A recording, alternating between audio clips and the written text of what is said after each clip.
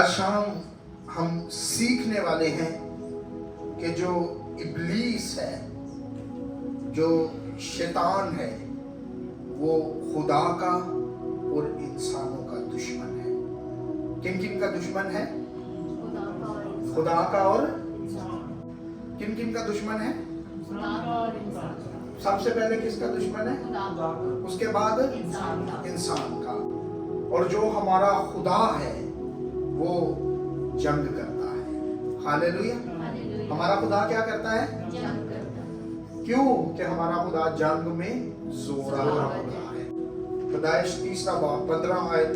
और मैं तेरे और औरत के दरमियान और तेरी नस्ल और औरत की नस्ल के दरमियान अदावत डालूंगा, वो तेरे सर को कुचलेगा और तू उसकी एड़ी पर काटेगा। हालेलुया। हालेलुया। अब खुदा ने हमें इख्तियार क्या दिया है कि हम क्या कर सकते हैं? शैतान के सर को, वो भले ही हमारी एड़ी को काटे लेकिन कोई चीज हमें नुकसान नहीं पहुंचा सकती। अंडरस्टैंड कीजिए, खुदा हमारा खुद मौजूद है इब्लीस के साथ लड़ने के लिए। हालेलुया। क्योंकि कलाम मुकद्दस में लिखा है इब्लीस खुदा और इंसान दोनों का दुश्मन है। क्योंकि इब्लीस नहीं चाहता कि खुदा के लोग तरक्की करें। वो हर वक्त अपने हरबे इस्तेमाल करता है, वो हर वक्त हमें मुश्किलात में डालता है, वो हर वक्त चाहता है कि उसके लोग फंसे रहें। हालेलुया। लेकिन खुदा क्या चाहता है कि उसके लोग हर वक्त उसकी तारीफ करें, उसकी मदद सराई करें और इब्लीस के गंदे मंसूबों से बचे रहें। Book of Matthew chapter 13 verse 39। हाँ जी। जिस दुश्मन ने उनको बोया इब्लीस है। क्या है जी? जिस दुश्मन ने उनको बोया वो आगे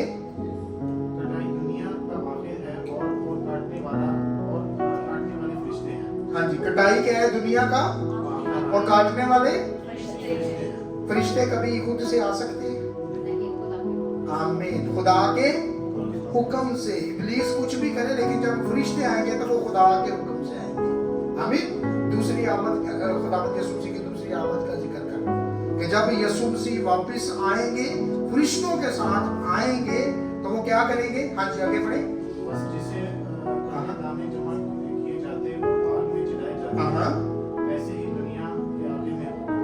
जैसे कड़वे दाने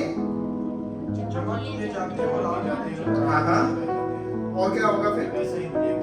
वैसे ही दुनिया के आखिर में होगा। हालेलुया। आगे बढ़ो। हाँ जी। इब्ने आदम अपने वो क्या करेंगे? सब ठोकर खिलाने वाली चीजों और बदकारों को उसकी बादशाही में से जमा करेंगे। ओके। और उनको आग की भट्टी में डाल देंगे। वहाँ रोना और दांत पीसना होगा। उस वक्त रास्तबाज अपने बाप की बादशाही में आफताब की माने चमकेंगे। हालेलुया। रास्तबाज अपने बाप की बादशाही में माने चमकेंगे। देख ले, ये प्रॉमिस है, ये वादा है खुदा का कि वो क्या करेगा? दुनिया को ही छांटी करेगा, कड़वे दाने अलग करेगा। लेकिन जो शैतान के पैरोकार हैं वो उनको किधर डालेगा? जहां रोना हो रहा है। लेकिन जो रास्तबाज हैं वो किधर रहेंगे? अफ्ताब के मानिंद चमकेंगे। मतलब रास्तबाज लोग हमें बनना है कि हम अफ्ताब की मानिंद चमके, हम नजर आए। क्योंकि कलाम मुकद्दस में लिखा है कि तुम दुनिया का हालेलुया नूर किधर चमकता है। तो इसीलिए हमें फिर क्या बनने की जरूरत है? क्योंकि हमारा खुदा और वो नूरों का बाप है। हालेलुया। अब देखिए इब्लीस क्या चाहता है। इब्लीस नहीं चाहता कि हम नूर के फर्जंद बने। इब्लीस नहीं चाहता कि हम यीशु मसीह के पैरोकार बने। इब्लीस नहीं चाहता कि हम यीशु मसीह के साथ चले।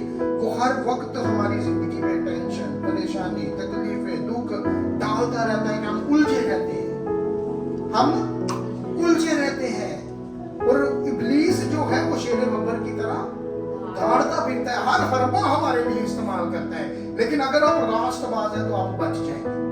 अगर आप रास्तबाज नहीं है, यीशु के साथ चलते नहीं है, दुआ में खड़े नहीं होते, आपकी स्ट्रेंथ खुदा के साथ कमजोर है, तो फिर आप इब्लीस के काबू में आ जाएंगे। हालेलुया। और आप जब हालत जंग में हैं तो फिर यीशु को मौका वो आपकी जंग लड़ेगा। फिर आपको लड़ने की जरूरत नहीं है, आपको आगे बढ़ने की जरूरत नहीं है, वो आपसे पहले उस जगह पे जाएगा। दाऊद के बारे में कौन कौन जानता है? दाऊद ने एक काम किया था। क्या किया था उसने? Praise the Lord। जंग की गल हो रही है, तो जंग ली जावांगे। दाऊद ने खुदा के इख्तियार को यूज किया था। आमीन। क्योंकि जब वो जंग के लिए गया था तो खुदा ने उसके अंदर वो जज्बा डाला था। तो क्या खुदा हमारे अंदर वो जज्बा नहीं डाल सकता? आमीन। जाती जूलियत ने देखा कि ये खा के क्या लेके आए, कंकर और गुलेल। तो उसने क्या बोला उसने कि तू मुझे कुत्ता समझता। तो जो खुदा के लोगों को सताता है, खुदा उसको रद्द कर देता है। क्योंकि जंग च जोरावर खुदा है, वो साढ़े खलाता में लड़ना चाहता है। वो जानता है कि मुझे कैसे बचाना है अपने लोगों को। उसके भाइयों ने कहा, दाऊद के भाइयों ने, तू क्या कर रहा है? तू तो कभी लड़ा नहीं, तूने कोई जंग नहीं लड़ी। लेकिन उसको ये नहीं पता कि लड़ने वाला वो नहीं, बल्कि उसके अंदर खुदा का रूह है जो लड़ता है, कुव्वत देता है। जब हम अपने हालातों में तंग आ जाते हैं तो लड़ने वाले हम नहीं होते, खुदा का रूह होता है। इंसान के बारे में तो लिखा है, तू थोड़े दिन का है, तू गम से भरा है, तू दुख से भरा हुआ है, तुझे तो पता नहीं तो कल है कि नहीं है। लेकिन खुदा कहता है कि हर रोज मैं तेरी जिंदगी में अपने कलाम को नाज़िल करता हूं, अपनी रूह को डालता हूं ताकि तू जिए। हालेलुया। ज़बूर में लिखा है कि तेरे दाने बाएं गिर जाएंगे, क्योंकि खुदा इख्तियार यूज करता है। वो हालत जंग में से हमें निकालता है। और हमारे दुश्मनों को क्या कहते हैं कि तेरे दुश्मनों का क्या करेगा? वो हमारे मेज को किधर लगाएगा? हमारे दुश्मनों के बीच में वो हमारे मेज को लगाएगा। खुदा हमारे दुश्मनों का भी दुश्मन है। हम क्या कहते हैं कि ये उसका दुश्मन है, मैं इससे दोस्ती कर लेता हूँ, मुझे अंदर की बातें पता चले। लेकिन खुदा ऐसा नहीं करता। खुदा कहते हैं जो मेरी कौम बनी इस्राएल का दुश्मन, मैं उसका दुश्मन। हालेलुया। किधर से बनी इस्राएल कौम नहीं थे निकल पा रही? किनकी गुलामी से? मिस्रियों की गुलामी से। खुदा मिस्रियों का दोस्त नहीं बना, दोस्त बन के मार नहीं दिया। वो कहता है कि जो मेरी कौम का दुश्मन, मैं उसका दुश्मन। खुदा मिस्रियों का दुश्मन बनता। खुदा ने कहा तूने मेरी कौम को सताया है, तूने उनको रुलाया है, तूने उनकी उजरत मारी है, तूने उनका पैसा मारा है, उनसे मेहनत करवाई है, लेकिन मैं तेरा दुश्मन हो जाऊंगा, मैं तुझे छोड़ूंगा नहीं। आप खुदा को मौका दीजिए, खुदा आपके दुश्मनों का दुश्मन बन के आगे हमले करेगा। क्यों? कि खुदा जो है वो वादों का सच्चा खुदा है, वो हमें तन्हा नहीं छोड़ना चाहता। अगर इब्लीस आपके लिए एक खरबा लगाता है तो खुदा हमें उसी खरबे में से बचाने की भी कुव्वत रखता है। मारने वाले से कौन ज्यादा कुव्वत वाला है? और बचाने वाला कौन है? क्योंकि जब हम देखते हैं मत्ती के अंजील में, जब मेरा और आपका मसीहा 40 दिन रोजा नहीं थे तो कौन आया उसके पास? कौन वार करता रहा? शैतान। वो खुद खुदा है और शैतान वो ही कलाम उसके सामने पढ़ता रहा जो खुदा को, यीशु को पता है कि ये कलाम पढ़ेगा मेरे सामने। हमें नहीं पता कि नेक्स्ट हमारे साथ क्या होगा, लेकिन यीशु को पता था कि वो घूमता फिरता चलता फिरता इधर आएगा और मुझे बोलेगा कि अगर तू खुदा का बेटा है तो अपने ताई नीचे गिरा दे। वो अपने फरिश्तों को हुक्म देगा। सोचिए कि जब खुदा अपने फरिश्तों को हुक्म देगा तो अगर हमारी जिंदगी में गुनाह नहीं, हम रास्तबाज हैं, तो वो अपने फरिश्तों को हुक्म देगा कि जाओ मेरे बंदा को बचाओ। हालेलुया। और अगर आप रास्तबाज नहीं हैं, इब्लीस के साथ चल रहे हैं उसकी चालाकी मकारी में, तो फिर मत सोचिए कि खुदा आपके लिए कुछ मददगार भेजेगा। क्यों? कि वो कहेगा कि ये तो अपने ये खुद ही हालत जंग में है। अगर वो इसको मार रहा है तो उसमें बुरी बात क्या है? वो अपने ही चेले को मार रहा है। हालेलुया। लेकिन खुदा चाहता है कि हम तौबा करें, हमारी नौबत आए तौबा करने, ताकि हम बच जाएं। हालेलुया। क्योंकि इब्लीस हमें हर वक्त मारने की ताक में है। लूका 10:19 आए। हाँ जी पढ़ो, जिसने निकाल दिया तो। हाँ जी। मैं तुमको इख्तियार दिया कि सांपों और बिच्छुओं हाँ, और दुश्मन की सारी कुदरत पर गालिब आओ हालेलुया, और तुमको हरगिज किसी चीज की जरूरत ना पहुंचाए। आमीन। ये खुदा हमें इख्तियार दे रहा है। क्या आज शाम हम इस इख्तियार को यूज कर रहे हैं? क्योंकि जो खुदा का दुश्मन है वो किसका दुश्मन है? इंसान का भी। इंसान अगर डरता है इब्लीस से तो मेरा खुदा नहीं डरता, हमारा बाप नहीं डरता। उसने ये बोला कि मैं तुमको क्या देता हूँ? इख्तियार देता हूँ कि तुम क्या करो, सांपों और बिच्छुओं को कुछ लो। इसका ये मतलब है कि ऐसा नहीं है कि सांप आपके सामने इधर मौजूद होगा तो खुदा के गए में कुचल नहीं। वो खलात जो आपके सामने बन जाते हैं वो सांप की तरह हो सकते हैं। वो आपको पता है सांप का काम क्या है? घेरा डाल के वो क्या करते हैं? अपने जिस्म को पकड़ाता है ताकि जो इंसान वो चीज जिसको वो पकड़े हुए है उसकी हड्डियों को तोड़ दे, चकनाचूर करे और वो उसको नाकाम कर दे। इब्लीस भी चाहता है कि वो हमारे गिर्द घेरा डाले और हमें नाकाम करे। हालेलुया। लेकिन खुदा हमारा बाप क्या चाहता है कि मैंने तुमको बड़ी आयत पढ़ी है, मैंने तुमको इख्तियार दिया कि सांपों और बिच्छुओं को कुछ लो हाँ। और दुश्मन की सारी कुदरत पर गालिब आओ हालेलुया, और तुमको हरगिज किसी चीज से जरर ना पहुंचेगा। हालेलुया। हालेलुया। अब आप जो मोबाइल यूज करते हैं इसका इख्तियार सिर्फ आपके पास है। मैं इख्तियार की बात समझाने लगूंगा आपको। अब जो डिवाइस यूज करते हैं, जो घर जिसमें आप रहते हैं, उसका इख्तियार सिर्फ आपके पास है कि आप उसको ओपन करके अंदर भी जा सकते हैं, बाहर भी आ सकते हैं। हालेलुया। इख्तियार की बात हो रही है। अब जब मार्केट में घुसते हैं किसी चीज को लेने के लिए तो तब तक वो आपकी नहीं जब तक आप उसकी पेमेंट नहीं करते। जब आप उसको पे कर देते हैं, जब आप पानी की बोतल लेने जाते हैं, जब आप पानी की बोतल को पे कर देते हैं तो आपके पास इख्तियार है कि आप उसको ओपन करके तो पी सकें, उसको खोलें और पी सकें। ये आपके पास इख्तियार कैसे आया? चीजें एक्सचेंज हुई। हालेलुया। तो खुदा ने हमें क्या इख्तियार दिया? तुम सांपों और बिच्छुओं को कुछ लो। क्यों उसने ऐसा किया? क्यों? कि उसने हमारी खातिर अपने बेशकीमत खून को बहाया। हालेलुया।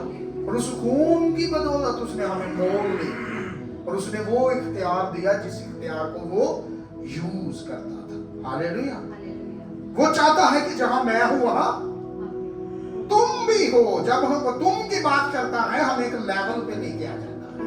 पहला पतरस 5वां बाब 8 आयत पढ़ी। तुम होशियार और बेदार रहो। तुम होशियार और बेदार। मतलब कि जाग जाओ। बेदारी तो मुराद की है कि जाग जाओ, सोमो नहीं, अखा नहीं बंद कर लो प्लीज देख के, प्रॉब्लम में देख के अखा बंद नहीं करो। खुदा कहता है तुम होशियार और बेदार रहना, सानो हर वक्त जागना है, दुआ करनी है ताकि आजमाइश में ना पड़ो। क्योंकि खुदा चाहता है कि वो हर वक्त हमारी हिफाजत करे। हालेलुया।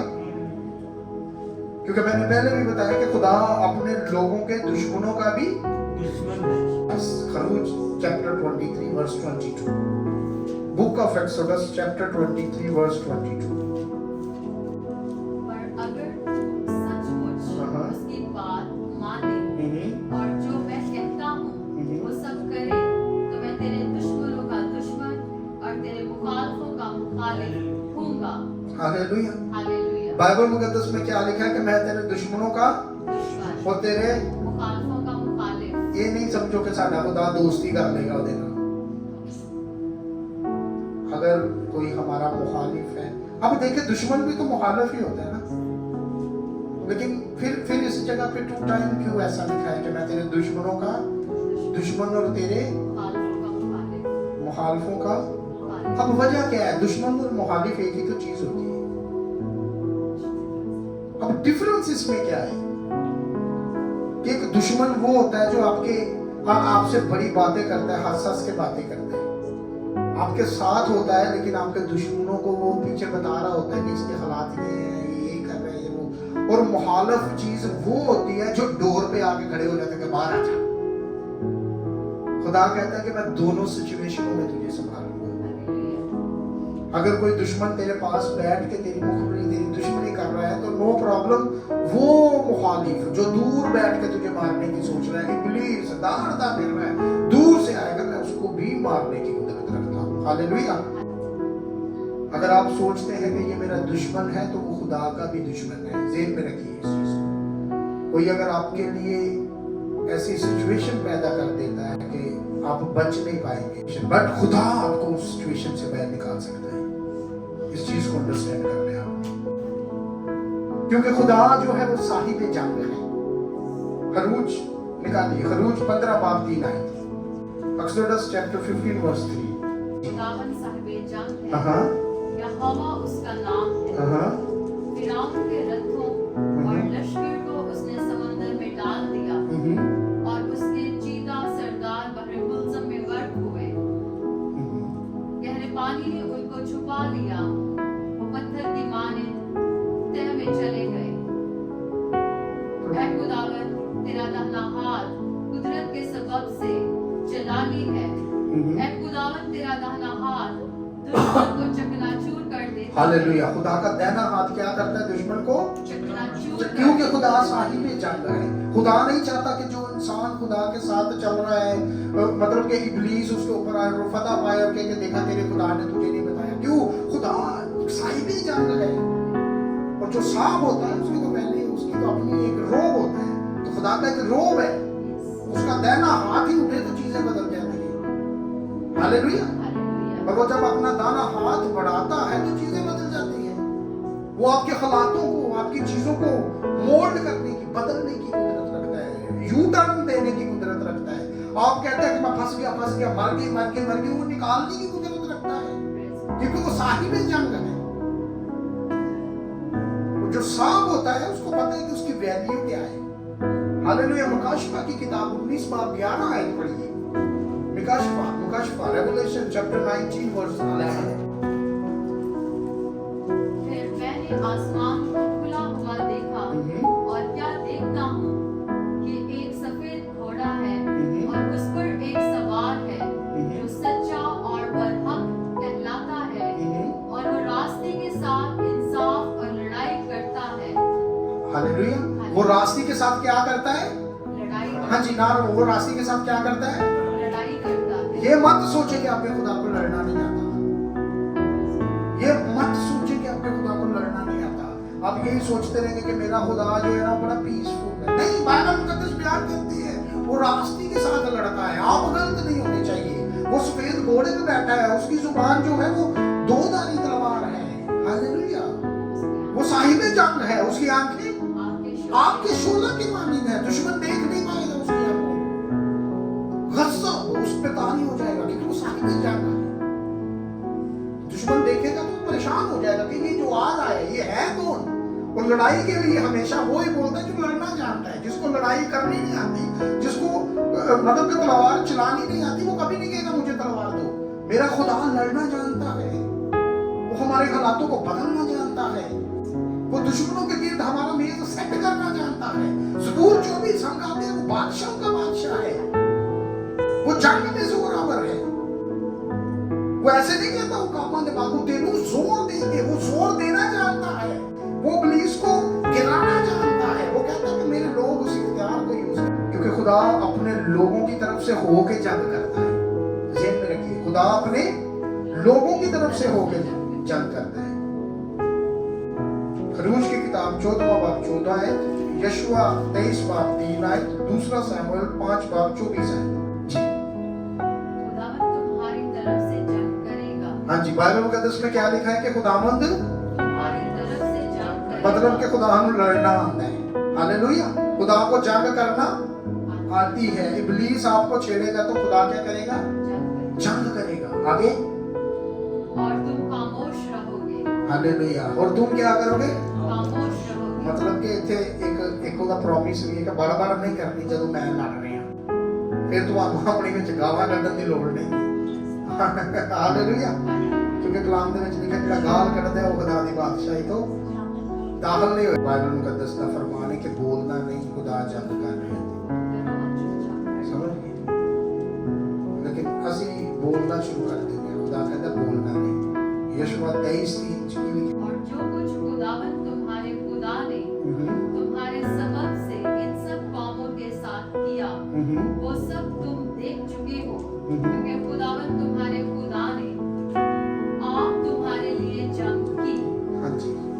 तुम्हारे खुदा ने आप तुम्हारे लिए जान की।